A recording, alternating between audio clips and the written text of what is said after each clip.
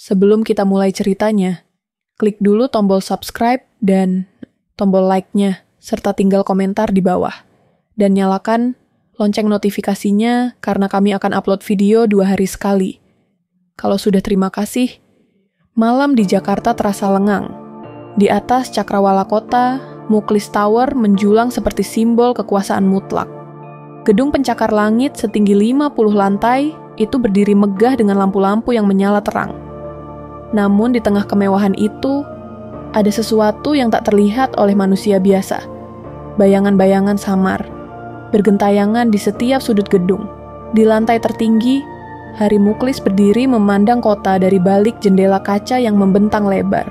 Jakarta, yang dulu menghancurkan masa kecilnya dengan kemiskinan, kini bertekuk lutut di bawah kakinya. Ini semua milikku, gumamnya, mengangkat segelas wine mahal. Tapi di pantulan kaca jendela, dia melihat sesuatu yang lain, sosok seorang wanita dengan wajah pucat. Seketika, wine dalam gelasnya bergetar. Dia membalikkan badan. Kosong, tak ada siapapun. Namun sebuah suara pelan bergema di telinganya. Mereka akan datang, Muklis. Mereka akan menuntut apa yang kau ambil. Hari Muklis, seorang pengusaha tambang yang dikenal sebagai Raja Perak Indonesia, menjalani kehidupan ganda.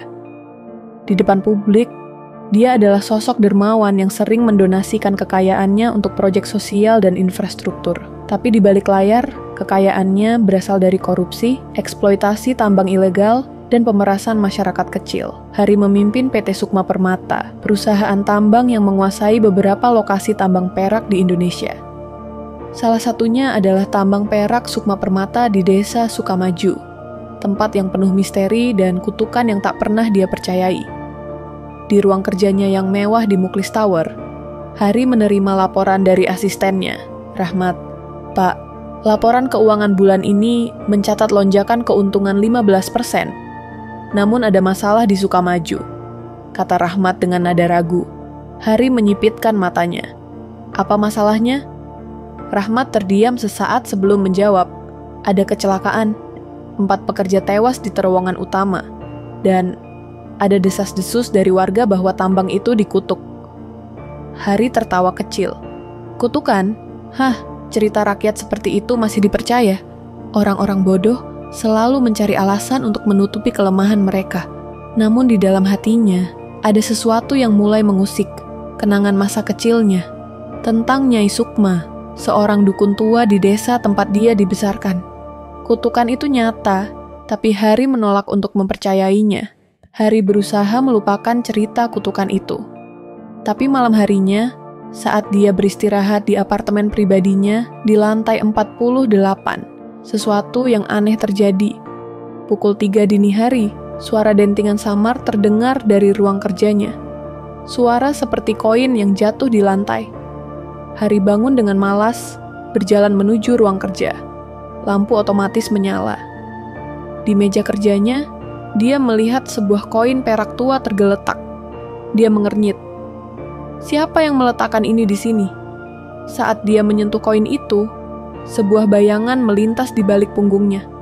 Seperti sosok seorang wanita dengan gaun putih panjang. Hari berbalik cepat, tapi tak ada siapapun. Namun aroma melati menyengat hidungnya. Aroma yang selalu dia benci sejak kecil. Dia kembali ke kamarnya dengan wajah gelisah. Di cermin kamar mandi, sebuah tulisan samar muncul dari uap air. Kembalikan yang bukan milikmu.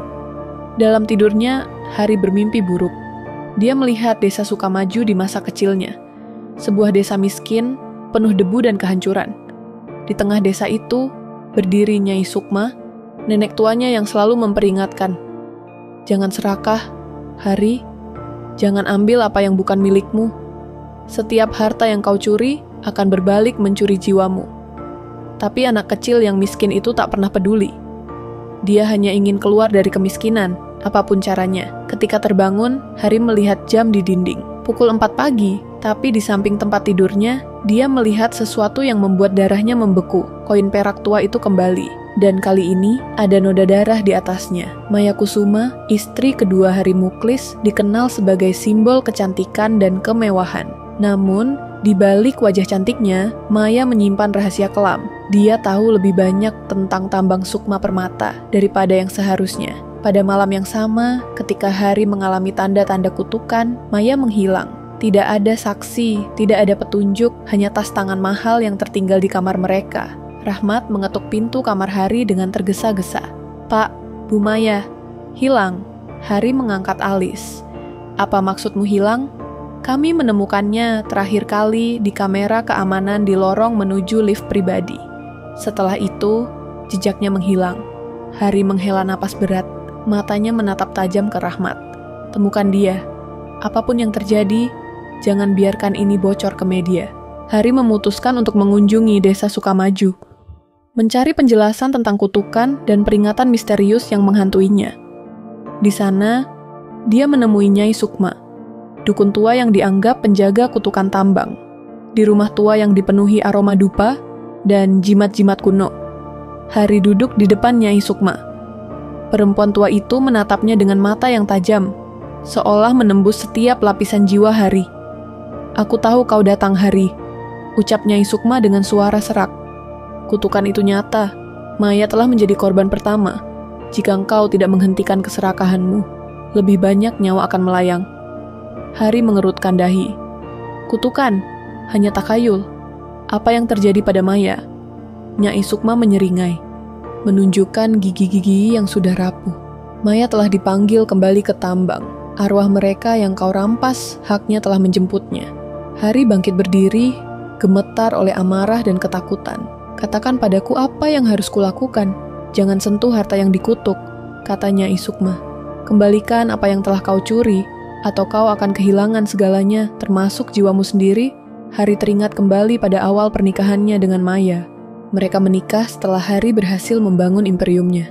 Maya menjadi perhiasan hidupnya, tetapi dia bukan hanya istri yang pasif. Maya sering bertanya tentang tambang, tentang asal kekayaan mereka, dan tentang isu-isu yang beredar di desa Sukamaju. Namun, semakin banyak Maya tahu, semakin Hari merasa terancam. Pertanyaan Maya seperti duri yang menusuk perlahan. Hari akhirnya melarangnya ikut campur dalam urusan tambang. Tapi Maya tidak pernah berhenti. Di benaknya, Hari mendengar bisikan suara Maya. "Hari, kau tak akan bisa melarikan diri dari bayang-bayang dosa." Kembali ke Jakarta, Hari mengabaikan peringatan Nyai Sukma. Dia memilih untuk memperkuat keamanannya. Setiap sudut Muklis Tower dilengkapi dengan kamera pengawas dan sensor gerak. Hari yakin bahwa teknologi dapat melindunginya dari apapun, bahkan dari yang tak terlihat. Namun, malam itu, saat dia berada di ruang brankas rahasianya, Hari merasakan dingin yang menusuk tulang. Dia mendengar suara langkah kaki Maya, diikuti oleh tawa kecil yang familiar. "Hari," suara Maya bergema di ruangan itu. "Aku di sini, menunggumu." Hari menoleh, matanya melebar. Di tengah ruangan, bayangan Maya berdiri.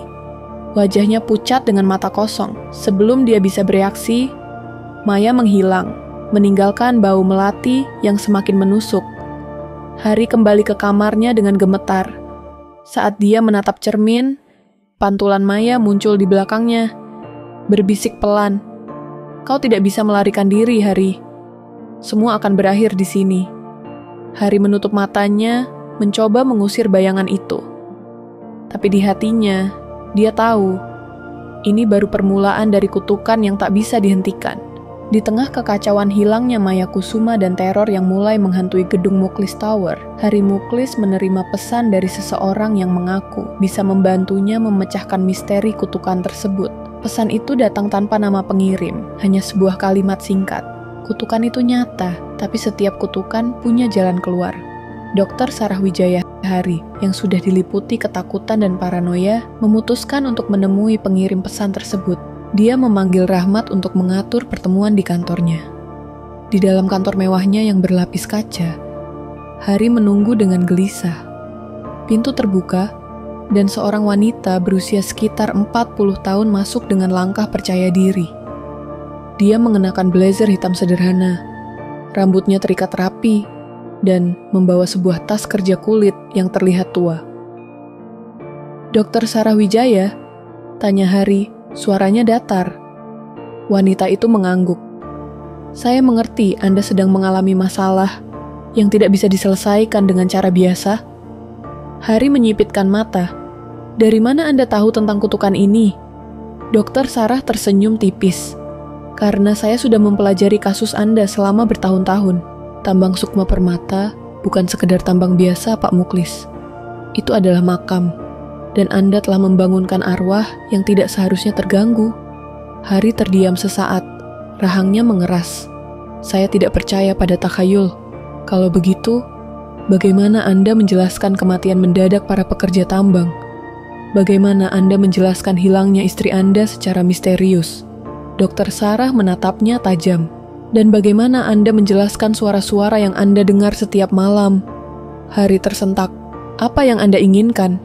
Dokter Sarah membuka tas kulitnya dan mengeluarkan beberapa foto lama, potret tambang Sukma Permata saat pertama kali dibuka, gambar perkampungan kumuh, para pekerja, dan foto Nyai Sukma yang masih muda berdiri di depan hutan keramat. Saya ingin membongkar sejarah tambang itu. Karena di balik semua kekayaan Anda, ada cerita yang sangat gelap. Dokter Sarah mulai menceritakan sejarah tambang Sukma Permata yang sebenarnya sebuah kisah yang tidak pernah tercatat di buku sejarah. Flashback, Desa Sukamaju, tahun 1950-an. Desa Sukamaju dulunya adalah tanah subur yang dihuni oleh keluarga-keluarga petani. Namun, ketika tambang perak ditemukan di bawah tanah desa itu, para pengusaha datang untuk mengambil alih. Nyai Sukma adalah penjaga hutan keramat di desa itu. Dia memperingatkan para pengusaha agar tidak menggali tanah tersebut, karena tanah itu adalah tempat peristirahatan terakhir bagi banyak jiwa yang meninggal pada masa kolonial. Namun, peringatan itu diabaikan. Tambang dibuka, dan desa Sukamaju berubah menjadi tempat eksploitasi. Tidak lama setelah tambang itu dibuka, kata Dokter Sarah, bencana mulai terjadi. Kecelakaan kerja, ledakan misterius, tanah longsor, dan setiap kali ada korban meninggal, tubuh mereka dikubur di sekitar tambang, tanpa tanda, tanpa doa. Mereka yang meninggal di sana tidak pernah benar-benar pergi. Hari mendengarkan dengan wajah tegang. Jadi, Anda mengatakan arwah para korban itu menghantui saya sekarang? Dokter Sarah mengangguk. Benar. Dan kutukan itu semakin kuat karena uang yang Anda hasilkan dari tambang itu dicemari darah mereka. Hari tertawa sinis.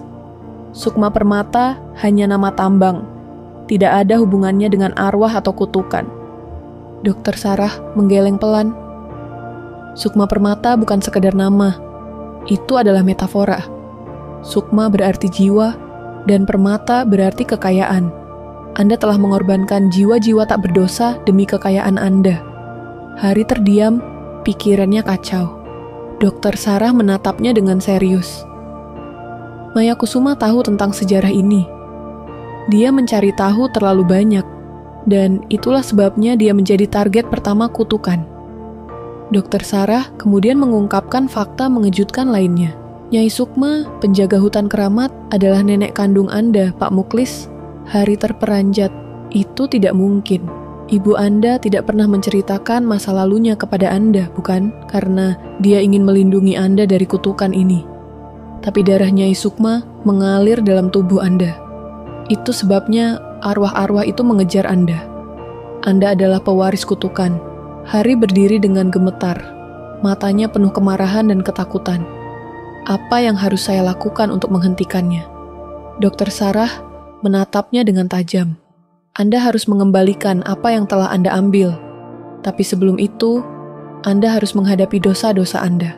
Saat Hari kembali ke rumahnya malam itu, dia menemukan sesuatu yang mengerikan di ruang kerjanya. Sebuah cermin besar yang tergantung di dinding menunjukkan bayangan Maya Kusuma berdiri di belakangnya. Maya menatap Hari dengan mata kosong dan senyum penuh misteri. Hari, waktumu hampir habis. Cermin itu retak dengan suara menggelegar, dan di lantai terbentuk kata-kata yang tergores dengan darah. Kembalikan Sukma. Setelah pertemuannya dengan Dokter Sarah, Hari Muklis mulai dilanda kegelisahan yang semakin dalam. Setiap malam, dia dihantui suara-suara aneh, bisikan yang datang dari balik dinding, dan penampakan bayangan Maya Kusuma di cermin-cermin rumahnya. Namun, ketakutannya berubah menjadi rasa penasaran. Jika kutukan itu nyata, maka mungkin ada cara untuk memutusnya sebelum semuanya terlambat. Hari memutuskan untuk melakukan ritual komunikasi dengan arwah, dipandu oleh Dr. Sarah. Hari membawa Dr. Sarah ke ruang brankas rahasianya, sebuah ruangan besar yang tersembunyi di balik dinding kantornya di lantai 50, Muklis Tower. Ruangan itu dipenuhi dengan tumpukan uang tunai, emas batangan, dan dokumen-dokumen penting hasil korupsinya. Dr. Sarah memeriksa ruangan dengan cermat, memperhatikan simbol-simbol kuno yang terukir di beberapa kotak penyimpanan. Dia menunjuk sebuah peti kayu tua yang tampak berbeda dari yang lain. "Itu bukan milik saya," kata Hari, bingung. Dr. Sarah mendekati peti tersebut dan menyeka debu yang menutupi permukaannya. Di bagian atas peti, terdapat simbol matahari terbenam dan tulisan kuno dalam bahasa Jawa kuno. "Sukma sing ilang, bali marang panggonane. Jiwa yang hilang, kembalilah ke tempatmu." Dr. Sarah menatap Hari. "Ini adalah tanda. Kutukan ini lebih tua dari yang Anda bayangkan. Dan peti ini mungkin kunci untuk membuka misterinya."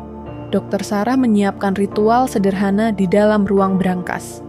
Dia menyalakan lilin-lilin hitam dan mengatur cermin di setiap sudut ruangan. Sebuah mangkuk berisi air suci ditempatkan di tengah ruangan, di atas simbol kuno yang diambil dari peti kayu tadi. Ini adalah ritual kuno untuk memanggil arwah yang masih terjebak di dunia ini. Jelas Dr. Sarah. Saya tidak tahu siapa yang akan datang. Tapi yang pasti, mereka akan membawa pesan. Hari duduk dengan gelisah, menatap cermin-cermin yang tampak memantulkan bayangan dirinya dengan cara yang tidak wajar. Dr. Sarah mulai melantunkan mantra dalam bahasa Jawa kuno. "Kowe sing ilang saka jagat iki, aku ngajak kowe bali. Wenehi pesen, lan nyritakake bebener. Kau yang hilang dari dunia ini, aku memanggilmu kembali. Berikan pesan dan ceritakan kebenaran." Ruangan tiba-tiba menjadi dingin. Lilin-lilin berkedip, dan dari cermin muncul bayangan-bayangan samar. Salah satu bayangan itu semakin jelas, wajah seorang pria tua dengan mata penuh dendam. Hari terperanjat. "Pak Darman." Arwah Pak Darman, kepala desa Sukamaju yang dibunuh di tambang, muncul dengan ekspresi penuh kemarahan. "Kamu pikir bisa lari dari dosa-dosamu, Hari Muklis?" Suara arwah itu terdengar menggema. "Kau pikir kekayaanmu bisa menyelamatkanmu?" Hari berdiri gemetar. Aku hanya ingin tahu bagaimana menghentikan kutukan ini." Pak Darman tertawa sinis. "Kutukan ini bukan sesuatu yang bisa dihentikan dengan uang. Kau telah mengambil nyawa kami. Kau telah mengambil harapan kami. Dan sekarang kau akan membayar harganya." "Bagaimana caranya?" teriak Hari putus asa. "Caranya adalah dengan mengembalikan apa yang telah kau ambil. Tapi sebelum itu, kau harus menemukan kebenaran yang terkubur di tambang Sukma Permata." Setelah ritual berakhir, Dr. Sarah menemukan sebuah dokumen kuno di dalam peti kayu yang dibuka tadi. Dokumen itu ditulis dengan tangan, menggunakan bahasa Jawa kuno dan simbol-simbol mistis. Dr. Sarah membaca terjemahan dokumen itu dengan suara pelan. Kutukan ini diberikan kepada siapa saja yang dengan serakah mengambil dari tanah yang dikeramatkan. Jiwa-jiwa yang hilang akan menghantui pewaris kutukan sampai semua yang diambil dikembalikan atau dihancurkan. Kematian tidak akan mengakhiri kutukan, dan darah keluarga akan terus terikat pada tanah ini. Hari menatap Dr. Sarah dengan wajah pucat. "Itu berarti kutukan ini tidak hanya akan menghantuiku, tapi juga anak-anakku?" Dr. Sarah mengangguk perlahan. "Benar, dan setiap orang yang memanfaatkan kekayaan dari tambang ini akan terkena dampaknya." Dr. Sarah menemukan sebuah petunjuk penting di akhir dokumen kuno tersebut. Di situ tertulis bahwa di hutan keramat di sekitar tambang Sukma Permata ada sebuah makam tersembunyi yang menyimpan kunci untuk memutus kutukan. "Kita harus pergi ke sana," kata Dr. Sarah. Hari menggeleng, ketakutan. "Tidak, aku tidak bisa kembali ke tambang itu. Kalau begitu, kau akan mati, dan kutukan ini akan terus membunuh semua orang yang dekat denganmu." Hari terdiam, menyadari bahwa dia tidak punya pilihan lain. Hari Muklis kembali merasa terancam. Tetapi kali ini bukan hanya oleh arwah-arwah yang terus mengganggunya. Para saksi yang terlibat dalam kasus korupsinya mulai mati secara misterius satu persatu. Mereka yang pernah menjadi bagian dari transaksinya yang kotor, yang tahu terlalu banyak tentang bisnis gelapnya, kini jatuh seperti domino. Di sebuah rumah sakit di Jakarta, Pak Darman, salah satu saksi kunci yang pernah bekerja sama dengan Hari dalam mengelola tambang, ditemukan tewas dengan cara yang aneh. Tubuhnya terbaring di rumah sakit dengan ekspresi ketakutan yang mendalam, seolah-olah dia menyaksikan sesuatu yang sangat mengerikan sebelum meninggal. Dokter Sarah, yang semula yakin bahwa arwah-arwah korban akan muncul melalui ritual, kini merasa ada yang jauh lebih gelap sedang terjadi. Kematian Pak Darman bukan kebetulan, ujarnya dengan suara gemetar. Arwah-arwah itu semakin mendekat, dan mereka tidak hanya ingin mengungkap kebenaran, mereka ingin balas dendam. Hari, yang sebelumnya merasa yakin bisa mengendalikan keadaan dengan kekuasaannya, mulai merasakan teror yang jauh lebih nyata. Setiap kali dia menerima panggilan telepon, suara di ujung sana terdengar berubah menjadi bisikan arwah, dan dia merasa seperti ada yang mengintainya dari bayangan. Namun, ini bukan akhir dari teror yang akan datang. Beberapa hari setelah kematian Pak Darman, para saksi lainnya yang mengetahui tentang praktik-praktik kotor Hari mulai menemukan nasib yang sama. Mereka ditemukan tewas dengan cara yang mengerikan, tercekik, terbakar, atau bahkan tergantung di dalam rumah mereka, seolah ada kekuatan yang tidak terlihat yang mengatur semuanya. Hari berusaha menenangkan dirinya, berpikir bahwa ini adalah permainan pikiran. Tetapi ketegangan di tubuhnya semakin nyata, dan setiap sudut ruangannya terasa semakin sempit. Hari mulai merasa terjebak di dalam dunia yang tidak lagi bisa dia kontrol. Gangguan supernatural yang semakin intensif mulai mengancam kenyamanannya. Di dalam ruang kerjanya, dia melihat bayangan Maya Kusuma berdiri di sudut ruangan, menatapnya dengan tatapan penuh amarah. "Saya tahu kamu yang membunuh saya, Hari." Suara Maya bergema di dalam kepala Hari. "Dan sekarang kamu akan membayar." Hari berlari keluar dari ruang kerja dan menemukan dirinya berdiri di depan brankas rahasia yang telah lama dia tutup rapat. Tiba-tiba, pintu brankas itu terbuka dengan sendirinya. Di dalamnya terdapat sebuah amplop berisi foto-foto lama yang memperlihatkan korban-korban tambangnya. Semuanya terlihat seperti mereka sedang memanggil Hari dari dalam foto. Saat Hari menatap foto-foto itu, suara-suara semakin keras, hingga terasa seperti teriakan yang menggema di seluruh gedung. "Kamu tidak bisa melarikan diri dari masa lalu." Maya berteriak, seolah-olah berada tepat di belakangnya. Hari menoleh, dan kali ini dia melihat Nyai Sukma berdiri di depan pintu kantor, mengenakan pakaian dukun tradisional. Muka Nyai Sukma tampak murung, dan dia memandang Hari dengan tatapan penuh amarah. "Anakku," suara Nyai Sukma terdengar seperti bisikan angin. "Kau akan mati karena dosa-dosamu."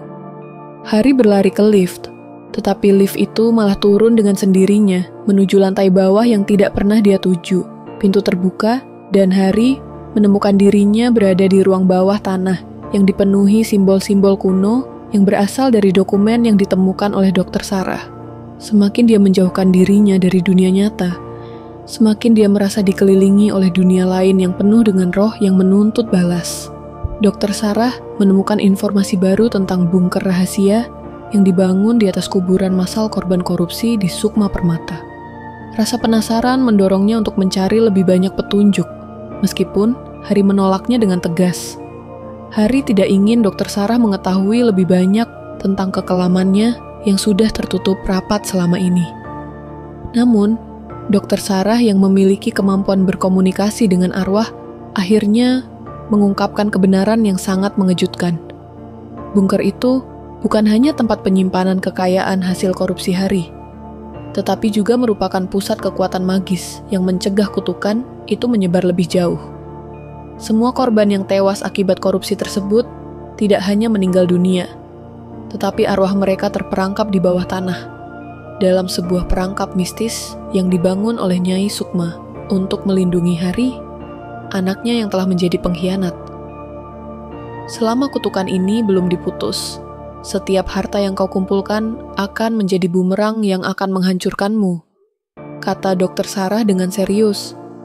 Hari merasa semakin terpojok. Di luar kekuasaannya yang terus menurun, arwah-arwah korban tampak semakin dekat. Maya, Pak Darman, dan korban-korban lainnya kini muncul setiap malam, memunculkan gambaran horor yang semakin jelas dan menghantui dirinya. Tak hanya itu, tubuhnya semakin lemah karena tak pernah tidur nyenyak, dan dia mulai merasakan kesakitan fisik yang tak bisa dijelaskan. Kehidupannya yang sempurna mulai runtuh. Ia tahu waktunya hampir habis, dan tidak ada cara untuk lari dari apa yang telah ia lakukan. Kutukan itu sudah mulai menggerogoti dirinya, dan semakin dia berusaha melarikan diri, semakin ketat dunia mistis itu mengepungnya. Hari bertanya pada dirinya sendiri, apakah ada harapan untuknya, atau sudah terlambat untuk menebus dosa-dosanya? Hari Muklis merasa semakin terpojok. Gangguan supernatural yang terus meningkat seolah menjadi cerminan dari kehancuran hidupnya yang semakin dekat. Namun, ancaman terbesar kini datang dari dunia nyata. Beberapa minggu terakhir, investigasi yang dilakukan oleh pihak berwenang semakin intensif, dan mereka mulai mengumpulkan bukti-bukti tak terbantahkan mengenai praktik korupsi yang telah dia lakukan selama bertahun-tahun. Di ruang rapat Muklis Tower, Hari duduk di ruang rapat yang terletak di lantai 50 gedung megahnya. Suasana semakin mencekam ketika dia menerima pesan singkat dari pengacaranya. KPK telah memperoleh bukti penting tentang proyek Sukma Permata. Mereka akan segera menyita semua dokumen terkait.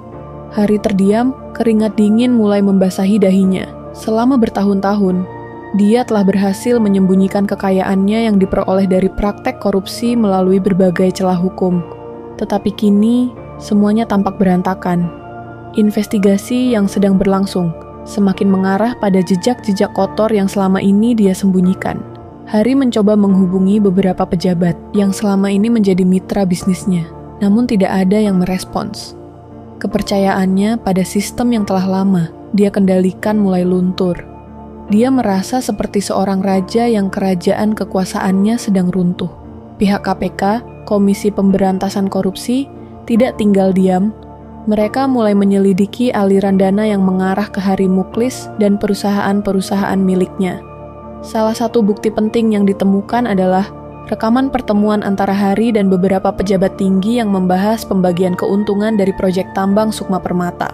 Dalam rekaman itu, Hari terlihat dengan jelas melakukan penyuapan, pemalsuan dokumen, serta perencanaan untuk menyembunyikan kerugian akibat kecelakaan tambang yang merenggut banyak nyawa. Di dalam ruang sidang KPK, seorang jaksa menatap layar komputer, memverifikasi dokumen yang menunjukkan keterlibatan Hari dalam korupsi besar. Dokumen-dokumen ini akan menjadi bom besar bagi Hari Muklis, kata jaksa tersebut dengan penuh keyakinan. Sementara itu, Hari yang semakin terdesak menghubungi Dokter Sarah. Apa yang harus saya lakukan? Mereka semakin dekat. Saya tidak bisa terjebak dalam permainan ini, ujar Hari dengan nada panik. Dokter Sarah mencoba menenangkan Hari, tetapi ada sesuatu yang terasa berbeda dalam sikapnya. Kami harus lebih berhati-hati. Jangan sampai mereka mengetahui bahwa bunker itu dibangun di atas kuburan massal. Semua ini terkait. Namun, di balik kata-katanya, ada keraguan yang tidak bisa disembunyikan. Dokter Sarah yang selama ini tampak sebagai sekutu, kini mulai meragukan niat Hari. Dan hal ini mulai memperburuk kondisi mentalnya yang sudah tertekan. Hari semakin cemas. Setiap hari yang berlalu terasa semakin panjang. Dan ia merasa dunia sekelilingnya mulai mengarah ke kehancuran. Pengejaran oleh KPK semakin intens, dan semua bukti yang disimpan dengan rapat kini mulai terungkap satu persatu. Dengan segala cara, Hari berusaha menutupi jejak-jejak kejahatannya, namun semakin keras usahanya, semakin besar pula tekanan yang ia rasakan. Sementara itu, arwah-arwah yang selama ini menghantuinya semakin menggencarkan serangan mereka. Maya Kusuma, hantu dari istri keduanya yang telah lama hilang, muncul dengan lebih sering. Ia menuntut penjelasan atas kematiannya yang dianggap tidak wajar. Dan wajahnya yang penuh kebencian selalu menghiasi setiap sudut pandang Hari. Apa kau tidak lelah, Hari? Suara Maya terdengar di telinga Hari, membuatnya terbangun dari tiduran yang kacau. Ini adalah akhir dari perjalananmu. Hari tahu bahwa waktu semakin menipis. Semua rencananya untuk menghindari penyelidikan KPK kini berantakan. Di tengah malam yang sepi, dia merasa seseorang sedang mengawasinya. Dalam kecemasan, ia keluar dari kantornya dan berjalan menuju lift pribadi yang selalu menjadi tempat pelarian dirinya. Namun, saat pintu lift terbuka, ia terkejut melihat sosok Nyai Sukma berdiri di dalamnya. Menatapnya dengan tatapan yang kosong, tetapi penuh kekuatan. Semua ini sudah ditentukan. Suara Nyai Sukma terdengar di udara, bergema dalam kepalanya. Hari merasa dunia sekitar berputar. Kini, ia tidak hanya dikejar oleh para saksi yang telah mati, tetapi juga oleh kekuatan yang lebih besar dari dirinya. Kekuatan tak terlihat yang berakar pada dosa-dosanya sendiri. Ia merasa tertangkap dalam jebakan yang tak bisa dihindari. Tiba-tiba, pesan masuk ke ponselnya, mengingatkan bahwa tim KPK telah sampai di depan gerbang Muklis Tower.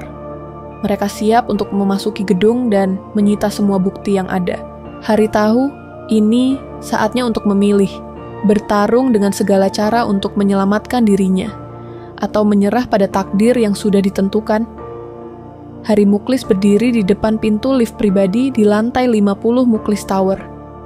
Wajahnya tampak gelisah, matanya menatap kosong ke arah layar ponsel yang terus berdering, menunjukkan pesan-pesan dari pengacaranya dan pihak KPK. Namun, semuanya terasa jauh, seperti datang dari dunia lain.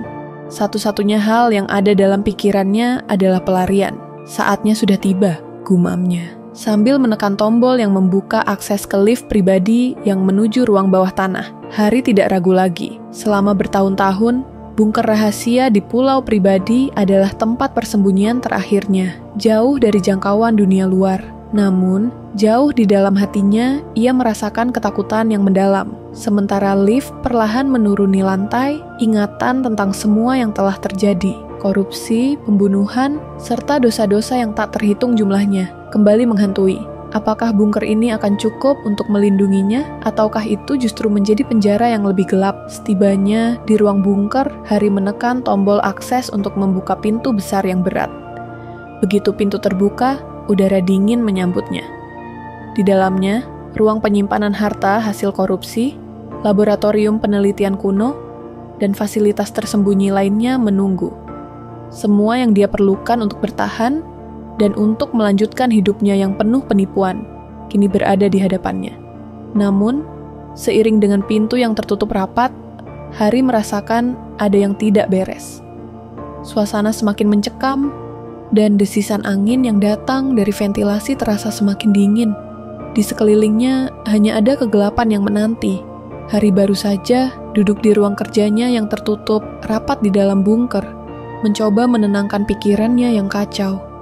Namun, seiring dengan berjalannya waktu, suasana tenang berubah menjadi aneh.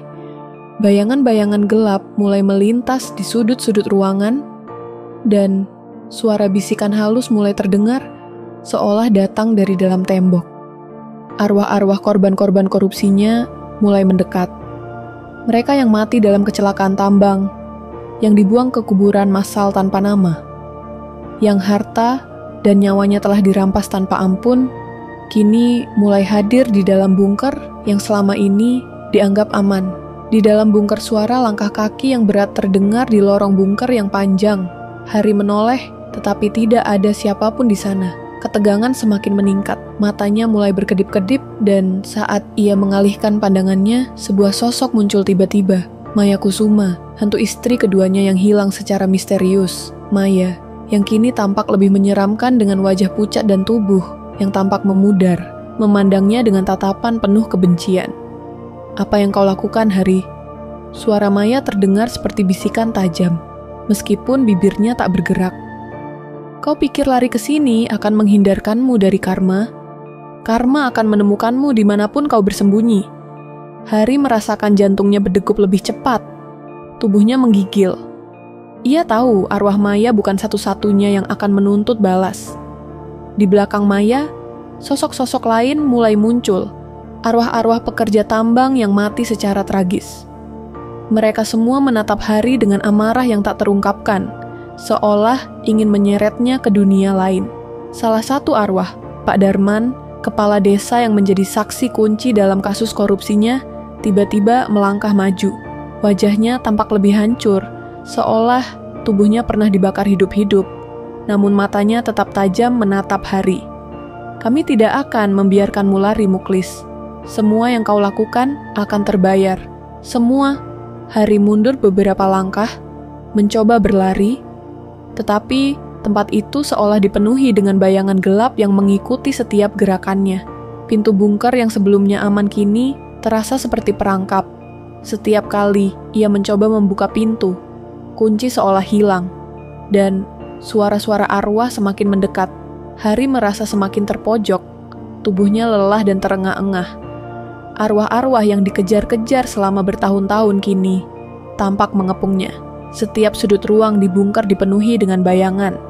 Suara bisikan semakin keras, dan hawa dingin semakin menusuk tulang.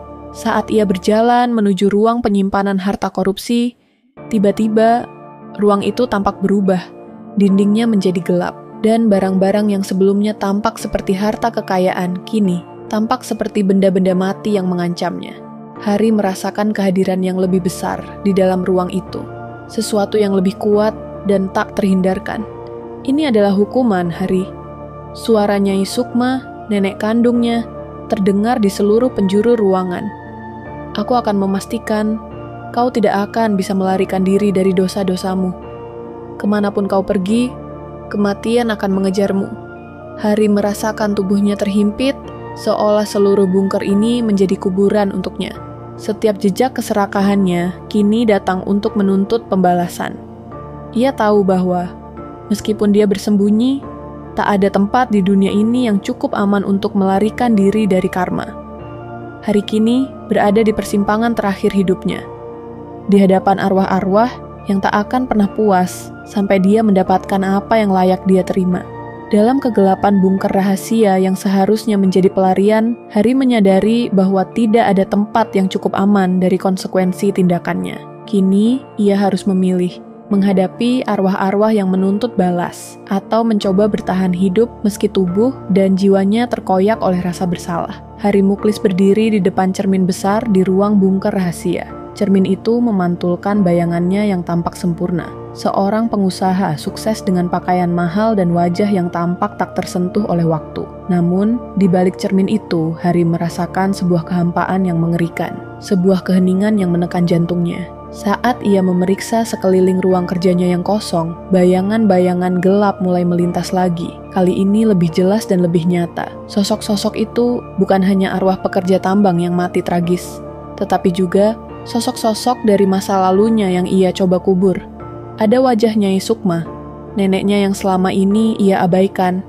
Ada wajah Maya Kusuma, istri keduanya yang dibunuh dengan cara yang kejam. Dan ada wajah Pak Darman, kepala desa yang menjadi korban langsung dari tindakannya. Semua wajah itu tampak memandangnya, seolah mengajukan pertanyaan yang sama. Kapan kau akan membayar? Suara Maya terdengar jelas, menggetarkan setiap dinding ruangan itu. Hari, lihatlah apa yang telah kau lakukan. Kau telah menghancurkan hidup kami semua hanya demi keserakahanmu. Lihat apa yang telah kau raih. Apakah itu kebahagiaan? Apakah itu ketenangan? Hari memegang kepalanya, merasakan pusing yang datang dengan teriakan-teriakan dalam pikirannya. Sementara arwah-arwah itu mulai mendekat, suasana semakin berat dan menekan. Ruangan itu berubah, seperti kembali ke masa lalu. Hari melihat gambaran dirinya sebagai seorang anak miskin yang terabaikan, yang ingin meraih segalanya dengan cara apapun. Semua ini adalah kesalahanmu, Hari. Kau tak bisa lari darinya. Suaranya Isukma bergema di seluruh bunker. Karma tak akan membiarkanmu begitu saja. Hari terjatuh ke lantai, merasakan tubuhnya seolah dihimpit oleh kesalahan masa lalu yang tak terhindarkan. Bayangannya Isukma muncul lebih dekat. Kau adalah keturunan dari kami. Tanggung jawabmu lebih besar dari yang kau bayangkan. Tapi, kau melupakan kami.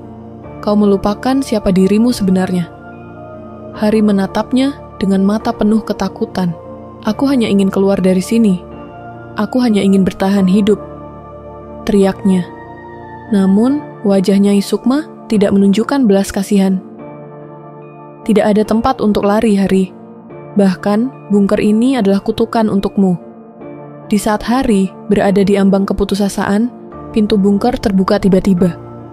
Dr. Sarah Wijaya, ahli paranormal yang selama ini tampak menjadi sekutu, dan satu-satunya orang yang tampaknya memahami keadaan Hari, melangkah masuk. Namun, wajahnya kali ini tampak berbeda. Ada yang berubah dalam dirinya. Sekarang waktunya, Hari, kata Dr. Sarah dengan senyum yang tidak wajar.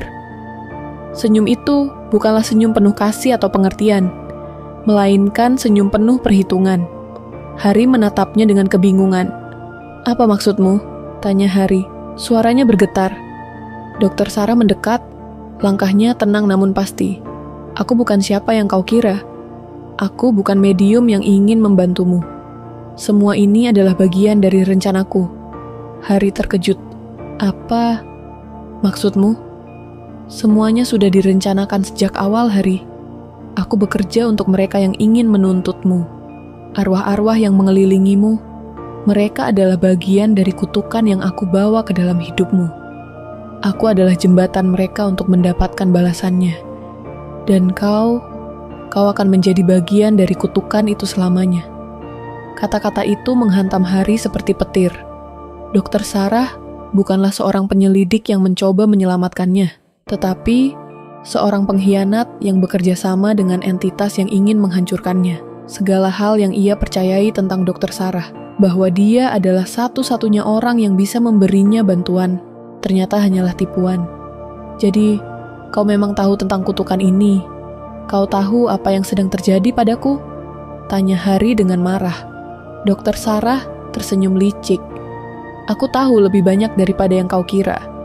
Kutukan itu bukan hanya dari Nyai Sukma atau arwah-arwah lainnya. Itu adalah kutukan yang diwariskan turun-temurun. Dan kini saatnya untuk kau menebusnya dengan darah dan jiwa. Dan aku yang akan membimbingmu menuju takdirmu. Hari mundur dengan cepat, merasa dunia sekitarnya hancur berkeping-keping. Tidak, aku tidak akan melakukan, kau akan menyerah. Aku tidak akan mati di sini. Dr. Sarah mengangkat tangannya, dan dalam sekejap, bayangan-bayangan gelap itu semakin kuat, seolah-olah berusaha menyeret Hari ke dalam kegelapan abadi. Kau tidak bisa lari, Hari. Semua sudah terencana. Kau akan menjadi bagian dari kami, dan tidak ada yang bisa menyelamatkanmu. Hari berlari, berusaha keluar dari ruangan itu, tetapi setiap langkahnya terasa berat, seolah ada tangan tak terlihat yang menariknya kembali ke tempat yang tak bisa dia hindari. Dalam kekacauan itu, ia melihat satu-satunya jalan keluar, sebuah ruang kecil yang terhubung langsung ke fasilitas penyimpanan harta korupsi. Namun, sebelum ia bisa melangkah lebih jauh, arwah Maya muncul sekali lagi. Kau tidak akan pernah bisa menghindar, Hari. Kami akan selalu mengejarmu, dan kutukan itu akan mengikuti kemanapun kau pergi. Tidak ada pelarian. Hari terjatuh ke tanah. Tubuhnya lemas, jiwanya terperangkap dalam perasaan bersalah yang tak terelakkan. Dalam kekacauan itu, ia tahu satu hal yang pasti. Tidak ada tempat di dunia ini yang cukup jauh untuk menghindari karma yang telah ia tanamkan selama ini. Hari Muklis berdiri di tengah ruang labirin yang gelap di bunker rahasia. Ruang yang sebelumnya penuh dengan kemewahan dan keamanan canggih, kini terasa begitu asing dan menekan. Di hadapannya, meja batu yang sudah penuh dengan simbol-simbol kuno, dan benda-benda ritual, lilin yang menyala, dupa yang mengepul, serta sebuah kitab tua yang hampir rusak. Di belakangnya, Dr. Sarah Wijaya berdiri diam, matanya tidak lagi bersahabat. Kau tidak bisa melarikan diri, Hari.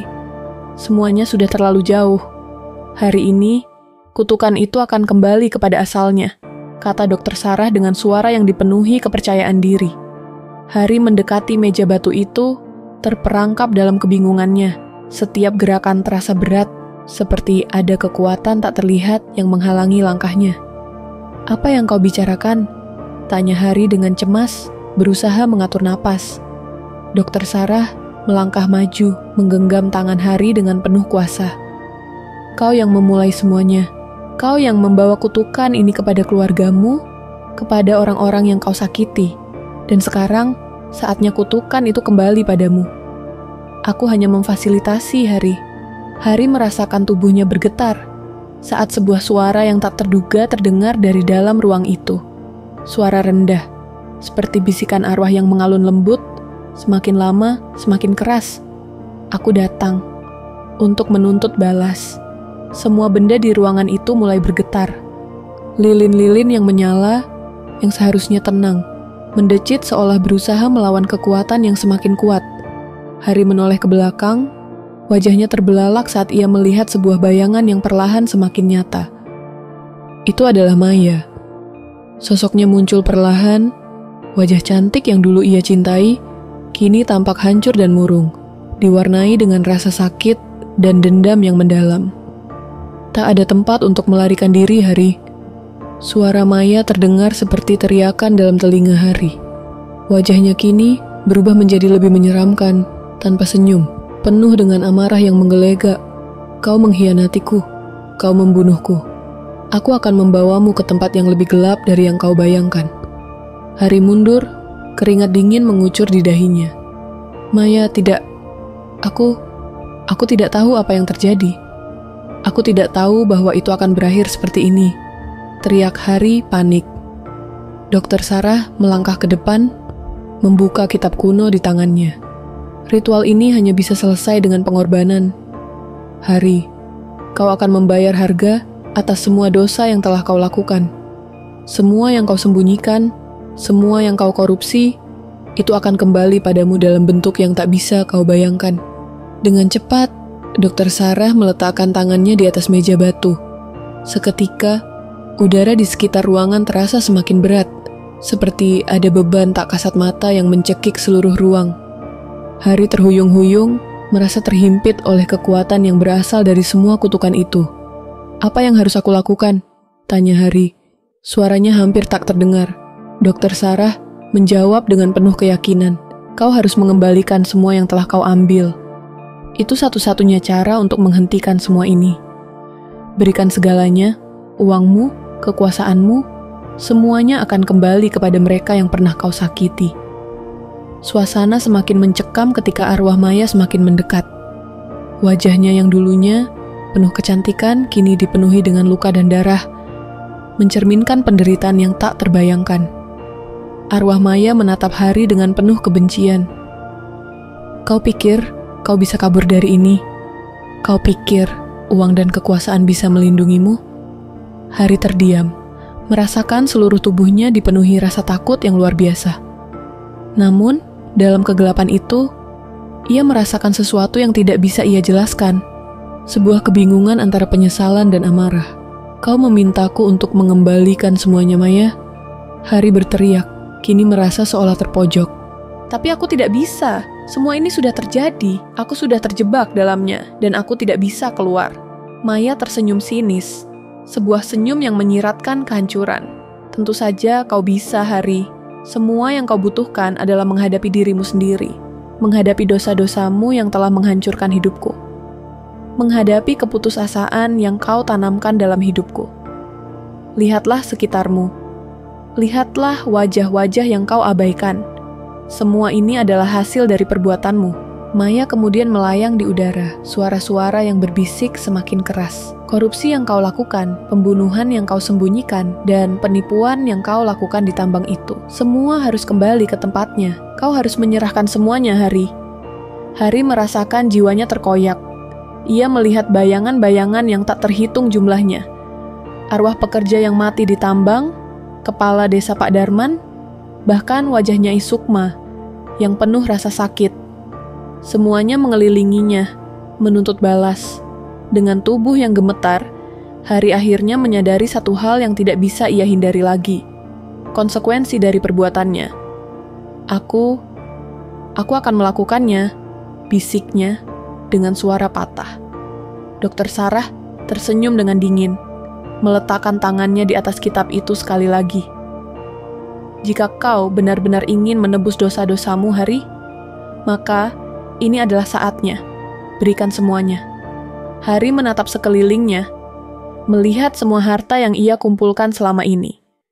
Melihat perusahaannya, rumahnya, dan semua yang telah ia curi. Semua itu tampak begitu tidak berarti di hadapan kutukan yang menimpanya. Perlahan, ia mulai menyadari bahwa satu-satunya cara untuk membebaskan dirinya dari penderitaan ini adalah dengan menyerahkan semua yang ia miliki, tanpa tersisa. Semua ini tidak ada artinya lagi, ujar Hari, hampir tak percaya dengan dirinya sendiri. Saat itu, Maya tersenyum, lalu meraih tangan Hari, membawa ke dalam dunia kelam di mana kutukan itu akan berakhir. Namun, apakah benar-benar bisa ada penebusan untuk seorang Hari Muklis? Ataukah dia akan terjebak dalam kutukan yang ia buat sendiri? Hari Muklis terengah-engah. Tubuhnya gemetar saat Maya melayang di depannya. Arwahnya semakin dekat, menatapnya dengan tatapan penuh kebencian dan penyesalan.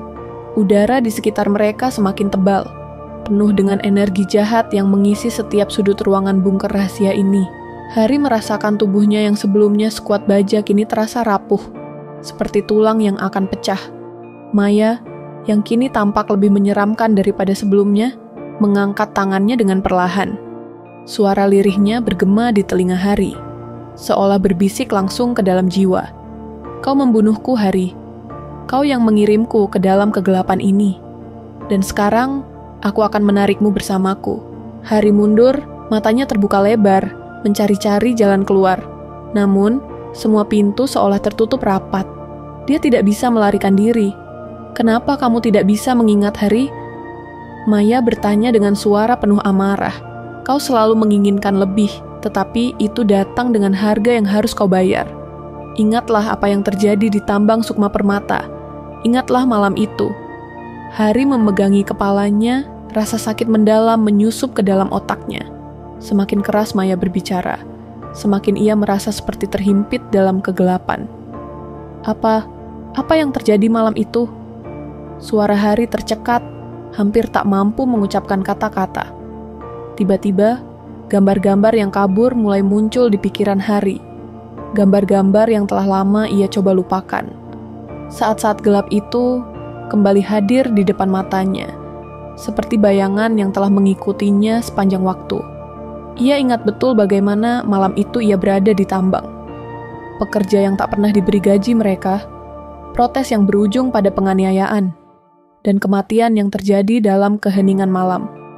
Maya mengungkapkan semuanya. Kau menyuruh orang-orang untuk menekan protes mereka, menghancurkan mereka yang ingin melawan.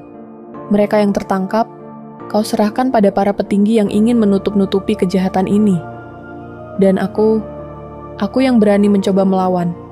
Kau kirim aku ke bawah tanah, ke dalam terowongan itu, yang kau sebut sebagai sampah yang harus dibuang. Hari terperangkap dalam pengakuan itu. Maya bukan hanya seorang korban, ia adalah salah satu dari sekian banyak yang dipaksa untuk melawan ketidakadilan yang tak terlihat oleh dunia luar. Hari tidak tahu kapan ia mulai terjerat dalam jaringan korupsi yang begitu mengerikan. Tetapi, ia tahu satu hal. Semuanya dimulai dengan keputusan yang diambil dengan tamak. Dan semua itu datang dengan konsekuensi yang tak terhindarkan. Tiba-tiba, ruang di sekitar mereka menjadi gelap. Semua cahaya lilin padam dalam sekejap. Hari merasa seperti diliputi oleh kegelapan yang lebih tebal. Dengan perasaan semakin terpojok, ia berteriak, "Aku tidak ingat, aku tidak tahu." Namun, Maya hanya tersenyum dengan dingin. "Kau sudah tahu, Hari. Kau tahu siapa yang membunuhku. Tidak ada yang bisa menutupi itu. Tidak ada yang bisa melarikan diri dari kebenaran." Hari terjatuh ke lantai, tubuhnya dipenuhi ketakutan yang luar biasa. Dia memegangi kepala, berusaha menenangkan pikirannya yang kacau. Semuanya terasa terhimpit oleh kesalahan-kesalahan masa lalu yang datang untuk menghancurkannya. Kembali, Maya mendekat dengan wajah penuh amarah. Dan kali ini, arwah-arwah lain juga muncul. Semuanya terwujud dalam wujud bayangan yang menyelimuti Hari. Tidak ada jalan keluar, Hari. Suara Maya bergema, semakin lama semakin keras. Kau akan membayar harga untuk segalanya. Korban-korbannya akan datang menuntut balas. Hari menatap ke sekitar, Matanya melihat sosok-sosok yang pernah ia lupakan. Pak Darman, kepala desa yang dulu membantu Hari menutup-nutupi praktik korupsinya, muncul dengan wajah penuh kebencian. Di belakangnya, puluhan sosok lain yang pernah menjadi korban sistem tambang milik Hari ikut muncul. Hari mencoba bangkit, tetapi ia merasa tubuhnya lemas. "Apa yang kalian inginkan dariku?" teriaknya, suara penuh ketakutan. "Aku sudah memberi mereka semua yang mereka inginkan. Aku tidak bisa melakukannya lagi." Tapi Maya hanya tertawa. Sebuah tawa yang menyayat hati, penuh dengan keputusasaan. "Kau pikir kau bisa menghindari karma? Kau sudah mengorbankan banyak nyawa, Hari. Semua yang kau lakukan, semuanya akan kembali padamu." Dokter Sarah Wijaya, yang kini berdiri di tengah kegelapan, menyaksikan semuanya. Wajahnya tanpa ekspresi, seolah sudah menunggu saat ini. Namun, kini, ia tahu bahwa kutukan yang ada tidak hanya milik Maya atau orang-orang yang telah mati. Ini adalah kutukan yang lebih besar. Kutukan bagi Hari, bagi mereka yang percaya bahwa kekuasaan bisa membeli segalanya. Dokter Sarah mengangkat tangannya, dan suara lirih mengalir di udara. "Ini adalah akhir dari segalanya, Hari. Sudah waktunya untuk menebus dosa-dosamu. Jika kau tidak mau memberi, maka semua yang kau ambil akan dirampas darimu. Apapun yang kau miliki, harta, kekuasaan, bahkan hidupmu, akan kembali ke mereka yang lebih berhak." Hari merasakan dunia berputar di sekelilingnya. Ia terjatuh, tubuhnya melemah. Semua yang ia peroleh, semua yang ia usahakan, semua itu terasa hampa dan tak berarti. Ia telah mengejar kekuasaan dan uang, tetapi apa yang ia dapatkan hanyalah penderitaan. Akhirnya, ia berbisik, Aku menyerah." Dalam kegelapan yang semakin pekat, Hari Muklis merasakan dirinya terseret jauh ke dalam kekosongan. Tidak ada jalan keluar, tidak ada tempat untuk bersembunyi. Semuanya berakhir dengan penebusan yang sia-sia. Nasibnya telah ditentukan, selamanya menjadi bagian dari kutukan yang ia buat sendiri. Di luar, angin berhembus dengan keras, membawa bayangan-bayangan gelap dari masa lalu, menghapus jejak-jejak yang pernah ada. Hari Muklis, sang koruptor, akhirnya terhukum oleh karma yang telah lama ia lupakan. Hari Muklis telah membayar harga yang harus dibayar, tapi apakah kutukan itu akan berhenti di sini? Atau masih ada yang lebih menakutkan, yang menanti di balik bayang-bayang kelam yang terus memburu? Terima kasih telah mendengar sampai habis cerita tentang Hari Muklis, sang koruptor, dan tak ada yang bisa menghindari hukuman dari masa lalu. Tinggalkan komentar di bawah tentang pendapatmu pada cerita ini. Dan sampai jumpa lagi di cerita lainnya.